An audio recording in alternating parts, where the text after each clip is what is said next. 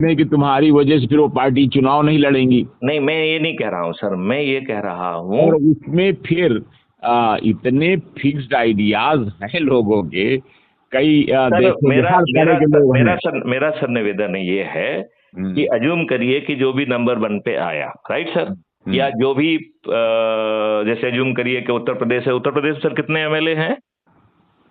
402। 402। तो 400 मान लेते हैं सर, ठीक है सर, या 402 ही कह देते हैं। तो 402 जो एमएलए हैं सर, हमारी मेरिट लिस्ट में जो सबसे अधिक लोगों को जोड़कर जो है ना 402 की मेरिट लिस्ट में अपना स्थान बनाएंगे सर, हमारा जो पार्टी का जो नुमाइंदा है वो उनके पास पहुंचेगा, उनको सलूट करेगा, उन्हें जो है ना उनके विधानसभा क्षेत्र का जो है चंद्रगुप्त का सर्टिफिकेट देगा और टिकट भी देगा। अब अज्यूम करिए वो कहता है कि नहीं नहीं, मुझे तो भाजपा दे रही है, मुझे आपके टिकट में इंटरेस्ट नहीं है।